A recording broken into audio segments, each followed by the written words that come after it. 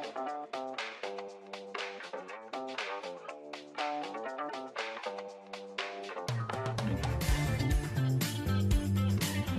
and welcome to the virtual podcast. My name is Emily. I'm your host, and today I have Mason Bagios, the founder of Community Brew, which is a company dedicated to producing quality, sustainable kombucha. Thank you so much for joining us today, Mason. Thank you for having me, Emily. I know you've come a long way and you've been producing kombucha for a really long time, but I'd love to hear a little bit about how you started your journey with Community Brew. Sure. So like any sort of food business, it usually starts with a lot of passion. So my background's in clinical nutrition, and I met my business partner, my co-founder, at a health food store where we were both working while we were studying. And, working at a health food store, your customers are people who are changing their lifestyles. So they're going vegetarian or they're going gluten-free, or they've been told by their doctor that they can't have an ingredient. And so by running that shop, we were charged with helping those individuals find their way.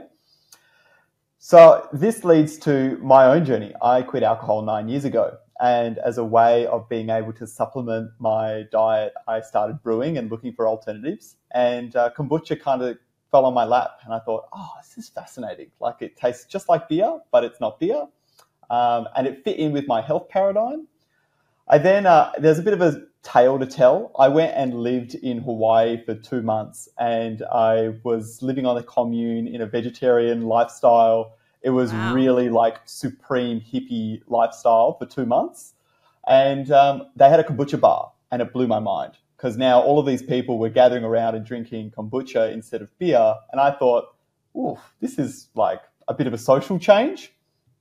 So when I came back to Fremantle and I grabbed Jared, and we were having a chat, I was thinking, look, we can keep running this shop or we can go and do our clinic, but ultimately, what do we want to do with our lives? I want to have some sort of meaning. I want to change it. I want to change something. And I was 22.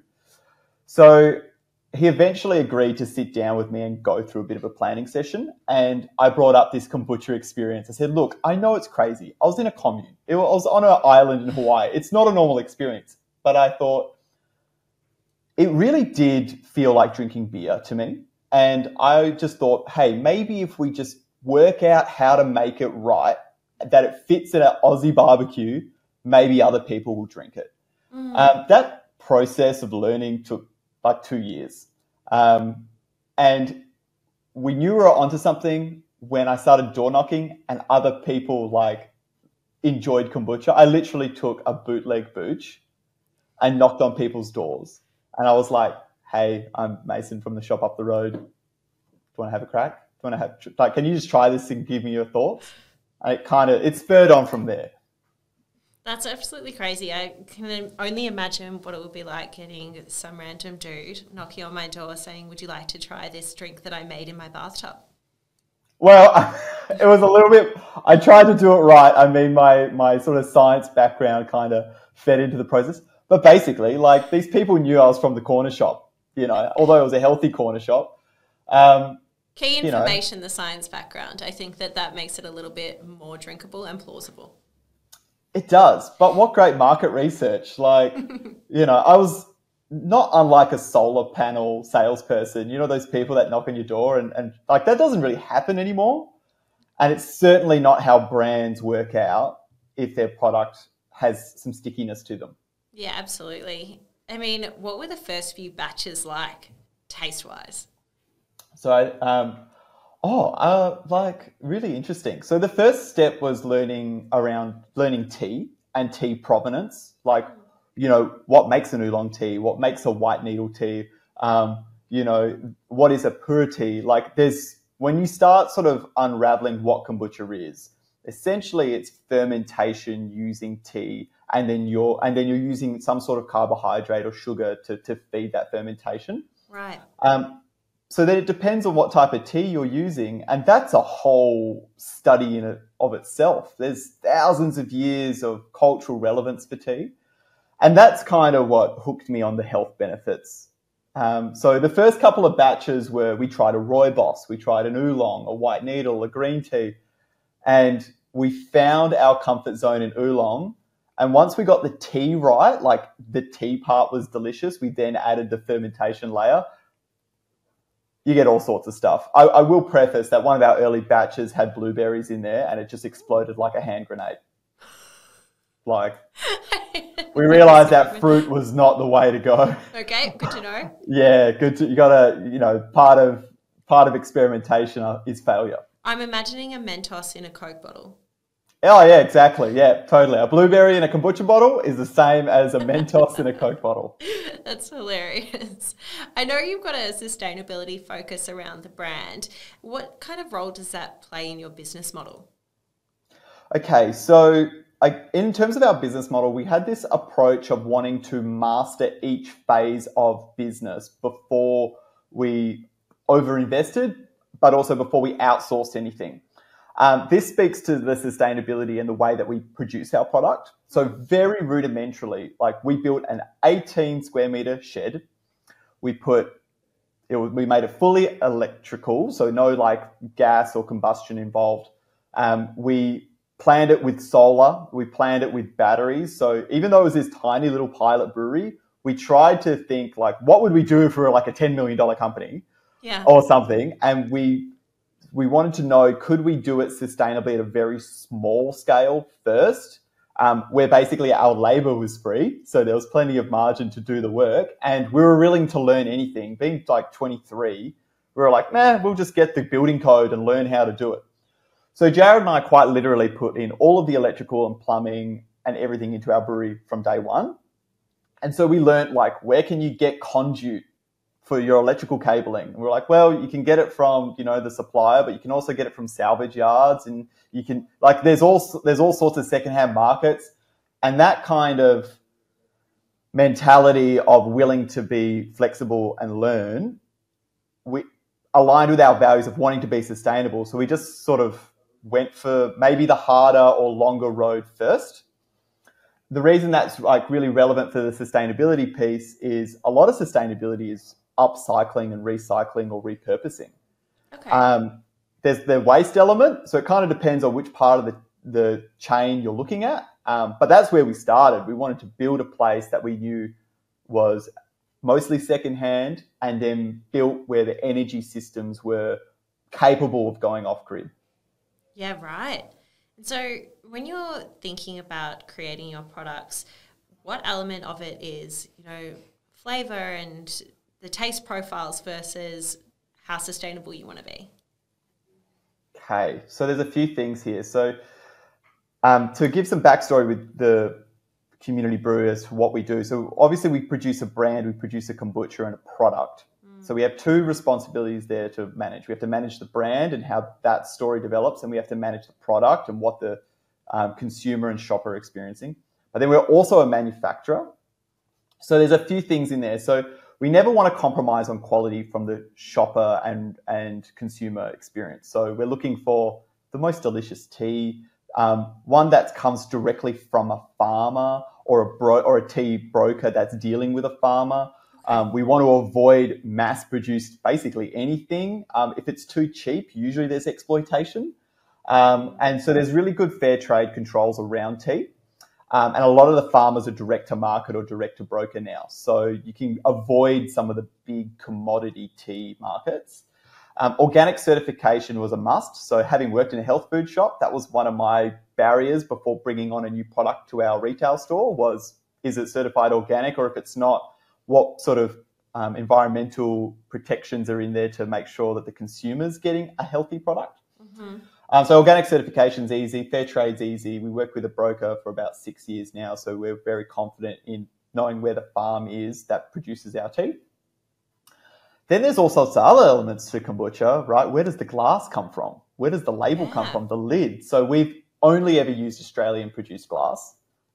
So even during COVID, we were actually protected because we'd already been using the Australian manufacturers. They prioritised us. That's actually if we didn't source Australian glass, we probably wouldn't have an industry if the other fraction of producers also changed. So it's important about keeping Australian goods here. Otherwise, we'll just lose that capability as an industry. Same with labels. Our labels are made 20 kilometres from our brewery. So we can go and see the printing press and see it being produced. There are ingredients in our products that are just not sourced, cannot be sourced from Australia. And tea is a major one. Like Australian tea is actually not the best to use or the most water conservative to use either, because we're a very dry place. Yeah, right. So there's other factors that go into sustainability. I think when it comes to our approach, we look at it from how do we manufacture our product to make sure our input pressures on the environment are as low as possible. How do we make sure all of our waste material is composted and separated in a way that can be processed ethically? And then the liquid itself, what we are actually feeding people, how is that certified organic, fair trade, and ethically sourced? It's such a huge process, and to think about where you've come from up until now, it's really impressive to see the milestones that you've made to date. Like, the traction is huge, and obviously there's going to be learnings along the way, from exploding blueberries to, you know, understanding where you can get your glass from. What do you think the biggest mistake is that you made as a founder that has helped you learn and grow? I used to expect things happen quickly. And I think I used to put a lot of pressure on myself to rush through projects. And, you know, I've just had this big spiel about the environment and supply chain. That's still in development. Like, it's 9 years that we've been working on this business. And what cannot be underestimated is how long it can take for you to really develop something robust. So my advice to founders is, like, it's not a get rich quick scheme. Business is the worst way to really do that. Maybe crypto's for you. But if you want to develop something of value, you simply have to give it time. And it's really important to know what others can bring to the table in terms of your team. So if you can spend a lot of time at the planning table before you launch, that's great. Because when you launch, HR, legal, insurance, all of these other parts of commerce and responsible business will start taking your bandwidth. So a good planning phase before you start. Then when you do start, make sure you give yourself the breathing room of saying, this is going to take 5 years before I really have momentum. It's going to be 5 years before anybody even takes you seriously. So I think time and patience is the best a young 22, 3-year-old can hear, but any founder. Yeah, right. So obviously you've grown this as a founder a lot on your own in the beginning, but you've also raised capital along the way, once with Birchal, and then also recently you've been a bit of a star yourself. Can you tell us a bit more about a feature that you had on a particular show that involved Gordon Ramsay? Sure. So, I'll start with the TV show and then I'll go to the raise from last year. So, a part of business is taking every opportunity that comes to you, or at least assessing it and seeing whether or not it could be the thing that opens doors. So I was invited by Channel 9 to participate in Food Stars Australia, which is Gordon Ramsay's TV show here that they just finished. And I highly recommend watching at least the finale, because you get to see my face in a little bit in a good position. So that pressure environment of being on a reality TV show presenting your business ideas is fantastic for a founder that knows their mission and knows their core business. I wouldn't recommend it for like a really fresh startup, because you're simply under so much pressure to deliver. But look, working with Gordon Ramsay, and I was working also with Janine Allis, the founder of Boost Juice, so two just titans of industry. They both mentored me in a way that was rigorous and critical. Like, no criticism was held back, which is great, because if you don't take things personally, but you take them professionally, you can move forward and really integrate that. And at the same time, know when it's not in your value alignment. So I got tested in all those ways. I got to do tasks that are totally out of my scope. So like, I had to run events and run like PR stunts. That's actually not my forte. My forte is in the technical. It's definitely in the leadership and working with people. It's in product innovation, but some of the stuff was really like my weak spots. So that was revealed. I'd highly recommend taking the opportunities, but be mindful of where you're at and what you're willing to be tested on. And reality TV shows probably not for everyone. As far as I didn't take the prize home though. Just by the way, I got second place, so that's still silver's still okay. Still great. Now, last year, 14 months ago, we raised on Virtual for the first time, and I'm really glad that we did it in the end of our 7th year, going into our 8th year, because we had built something that was worth showing to the world. So, like I said before, it can take a long time to actually build that base to your business. And for us, we had 7 years of sentiment. We had 7 years of proving ourselves as a product developer, 7 years as a supplier, as a customer service rep, as a sales manager, as like all of the parts of our business. And we'd had such great support from our community. And it was a time where we could say, all right, you've come to know us. You either love us or you don't. And if you love us, maybe you should have a piece of us. Because Community Brew in its original idea was a stakeholder-owned business. Mm-hmm. So we always knew that we wanted to have our staff on board, our advisors on board, our consumers on board, our retailers, everyone to have a piece so that as this business develops, they are rewarded from that business growth. And it gives us a good mind frame as well. Like as a managing director, it makes me think, I'm not here for me. I'm not here for my bonus. I'm here for my people. And wherever we go together. So it also means I'm not going to lead them down a path that's not aligned with the whole. And I really like that pressure that having a shareholder base that's equity crowdfunded creates. And that brings us to our current raise. I think we did a really good job this last year for our investors. So it's also rewarding to be here 14 months later going, we nailed it. Like, we did such a good job for them.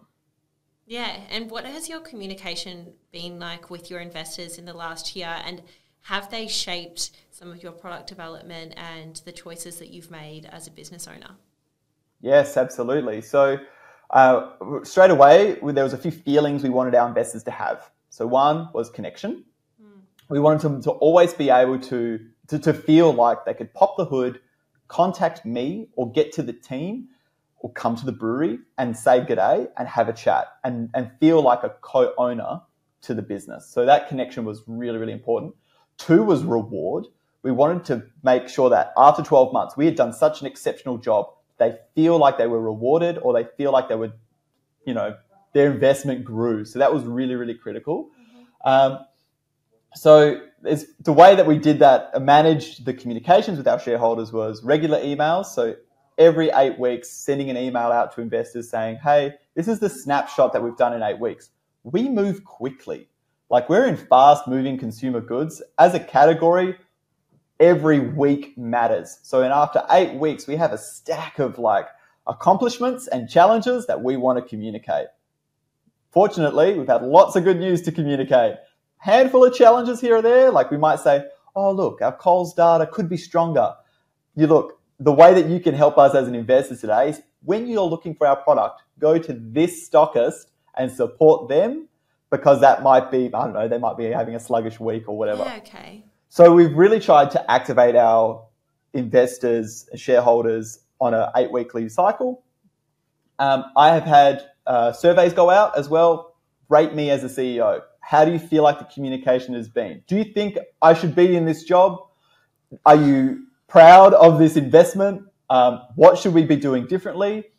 What's your confidence? All sorts of questions that are emotive, but also critical of the way that we've conducted ourselves. That was very insightful. Luckily, came up roses. But look, I'm open to that criticism. And some of the things we've done differently as a result of investors is we've looked at different technology. So one of our investors is very capable when it comes to Shopify. So he gave us a full breakdown and critiqued our websites and was like, you should do X, Y, and Z. Yeah, right. Let's implement it. We've had feedback around blockchain. Hey, guys, you should consider this blockchain technology. I'm doing a master's on it. It's really fascinating. So we've gone, okay, it's not something we can do right now, but let's have a prolonged conversation around this and see if it's relevant. Yeah. Okay. And then third was our investors are really social people. So they've all said, we need to have a sundowner. We need to do something together. And I've gone, okay, I didn't know if everyone would want to connect, but at least 10% really want to party. So we will take that on board and we will have an investor event in the near future. I absolutely love that. And obviously then it's in the name. It's Community Brew at the end of the day. So you couldn't really have this brand without having the backing of your community. And I think that that's the beauty of equity crowdfunding, is that you have this incredible group of people who become your brand ambassadors and your greatest advocates. Do you feel like they have come along for the journey into this next capital raise and are wanting to drive that change in your business forward even more now? An overwhelming amount of support has come from the existing shareholder base, and then people who weren't in a position to invest last time have it to a degree FOMO or excitement around getting in this round. Yeah, it's been amazing. Like, I mean, ultimately we have hundreds of brand advocates now out there who I've had direct phone calls with, and they've checked me. They've said, oh, hey, I'm interested in your brand because of sustainability, so let's talk about that. Or I'm interested because it's vegan, so let's talk about that. Or I'm interested because it's healthy, so let's talk about that. And that sort of listening really has an impact in the way that we choose to conduct ourselves as a business. And equally, it creates such strong advocacy in our shareholder base that they stand by the brand, they promote it into shop, or they pick it up off shelf, or they just talk about it at dinner, whatever. Their stakeholder engagement has been awesome. And I, as a operator, as a personal business operator, that's my number one priority, is people engagement. So I don't ever promise we'll be perfect, but I promise that we will be considerate and we'll listen. So that's number one. And I've found that it's very good at recruiting people to work with you and be cooperative. Yeah, right. So obviously it was 14 months ago you did your first capital raise with Birchal. Now you're back. What are you looking to do with the funds that you're raising in this round? So it's a continuation of the strategy that we had last year. We just know it works. We know our strategy works. So I mentioned earlier that we waited until we built the business up before we raised. So we really knew our model. So when I came to Birchal last year, we had 24 stockists in Sydney. And I was saying, we're in Harris Farms in Sydney. We know our product works in a very strong retailer. It working there tells us it can work elsewhere. We want to raise the capital to take our products from one retailer to as many retailers as we can.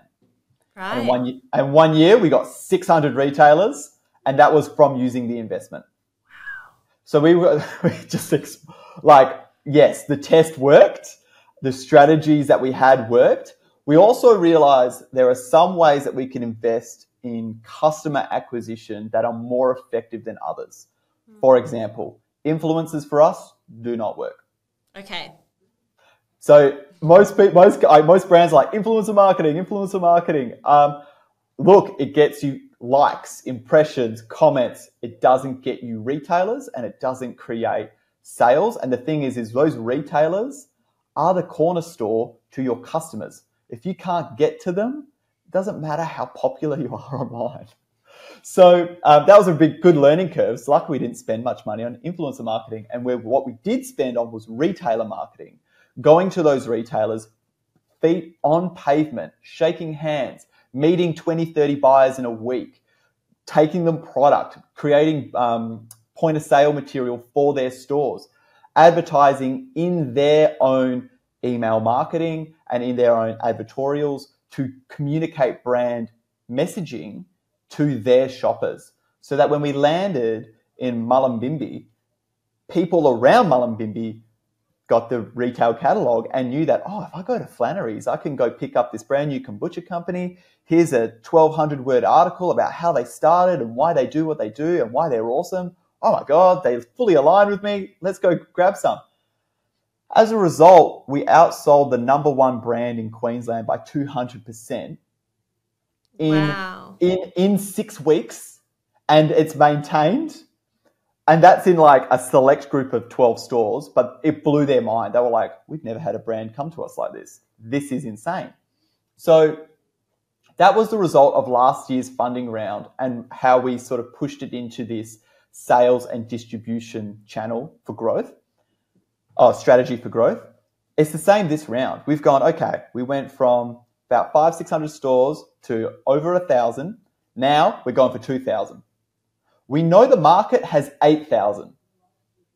And the difference between us taking a long time to get to 8,000 and a short time really comes down to financial resource and bandwidth. So the funds go to pushing out our sales and distribution team so that we can expand our store base and at the same time we have a myriad of products. So we usually win on Community Brew. That usually opens the door. Community Brew Kombucha has amazing sales data. It's got a strong, long brand narrative. That opens the door to these retailers. And then we get to show them our portfolio. And we've got 34 products in there. And we can just go, hey, not only have we done a great job here, we've done a great job across these other categories too. We've worked with you for a year now. It's going really well. Will you take a risk and try some of our other products? And then we get to please them again and again. And so we end up with a 5-year-long strategy for just one business of growth. Can you give me a bit of an overview of what your product portfolio looks like? Sure. So the way that we develop our portfolio is around some core fundamentals. So we always avoid anything chemical. We always go for a fully natural product that has a functional benefit and fits in with the lifestyle outcomes of Australians. So there's some good data to say what the lifestyle outcomes of Australians are, but mostly it's of sugar avoidance, it's around weight loss, and it's around longevity. So if you start taking into account the main outcomes, it becomes easy to look at what beverages really contribute to difficulty in these areas. So soft drinks, number one. So basically we look at the full fridge of beverages and we go, okay, we make kombucha. That's a very complex precision fermentation. Luckily, we started with the hardest thing first. We got really good at making the really hard thing, and that made us be able to look at the other items with a little bit more ease. So we produce another brand called Cold Matter, and this is a ready-to-drink cold brew coffee. So a lot of people would have had cold brew coffee at their local coffee shop. We make an outstanding, commercially available and scalable cold brew coffee with no funny business, like no preservatives, no sugars, no hidden ingredients. It's just a really high quality coffee brewed in a state-of-the-art facility. We then have a iced tea. So commonly Lipton, I don't think I can say the brand, but the common iced teas out there. Nobody knew what that one was. No one knew what that one was. No mystery. But the most commonly available iced teas, chockers full of sugar, chockers full of colors, unethically sourced tea. So we went, we have this facility that's good at fermenting tea. We're probably going to be very effective at making iced tea, but let's just take some of the garbage out of it and make sure that it's a natural and delicious product. Big tick. We also work in sparkling water. It's one of the faster growing consumer goods at the moment. Same deal. You pick up a sparkling water, it's flavored, it's full of preservatives. It comes from some mysterious spring that doesn't exist. So we looked at that category and went, right, well, how can we make this natural, from Australian ingredients, free from garbage? And it kind of keeps going. So we look at this as innovation for us has to be closely aligned to our supply chain and our core competency. Yeah, right. It equally can't be what we call cannibalistic. So whatever we make can't antagonize something else we make. So iced tea, for example, in the beverage category, does not take any space from kombucha. It doesn't take any space from sparkling water or coffee. They're actually different segments of the category. And so in that way, I'm looking to build a beverage portfolio that covers the whole drink fridge with a better for you option that's all synergistic. That's really interesting. And I think the cannibalistic thought process behind, you don't want to be competing with your own products. But it brings me to the question of how do you stand out in a saturated drinks market? You cannot replicate story, and it's not easily made. So story and brand equity are critical. So when we think about our brand story building, we think about all the layers of people that we touch. So first of all, we deal with our suppliers. What's their story when they work with Community Brew? Then we deal with our distributors. What's their story when they deal with Community Brew? Do our values come across? Then it goes to retailer.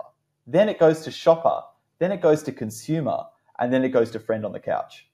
So the person next to the consumer. And we think about what is the experience that they have with each of our brands. So, and that's something we've proven through Community Brew. So through Community Brew, people regularly experience our values, which are, for joy's sake. Everything we have to do is for joy. The reason we work with our tea supplier is because it makes us full of joy. The reason we work with our retailer is it's a win-win, joyful, fun experience. And it goes down all of those layers of stakeholders that we work with. So we take each brand's value proposition and we make sure that that's consistent. And then we only develop products or brands that can fit in with our core values as well. So in many respects, we operate like a brand agency to ourselves. And we go, how can we make sure that this experience is consistent? And then how can we make sure that it's felt by the people? Which means over the next 10 years, some of the jobs in our enterprise will be in brand and will be in marketing, because that's going to become increasingly more important. And it's also probably the biggest driver to enterprise value for our business. Because at the end of the day, the equity we have in the market and the trust we have in the market is linked to our story and how real and relatable it is, and how formidable it is if it gets challenged or tested. I think that's something that's really key, is storytelling as a founder, for sure. Yeah, and it's driven me to be more public speaking as well, because in the business, very much so, I'm an advocate for it here, and we've hired right, where everyone that works with us is a fantastic advocate. But it makes it so important. Like, not only do we have to be a good manufacturer, not only have to have good salespeople, but we actually have to know the story and be aligned with it so it's authentic. And I think that's something that is so hard for brands to do. Like, I live by sobriety while never encouraging other people to be sober because we're inclusive. But I live and breathe so many of the brand elements, and we've found people that do as well. And that makes it easy, but you can't find these people. They're our people. They're hard to find. Yeah, it's interesting what you were saying here, that you have never gone down the route of influencer marketing, but at the same time, your ambassadors will be influencing people around them to buy your products. So it is indirect influence. Would you agree with that? I would. I'd say there are... my issue with influencer marketing is you're paying someone to try and emulate your brand values, whereas I think everyone in our business is an influencer. Not necessarily... because they don't have to be on TikTok to do it. They really don't.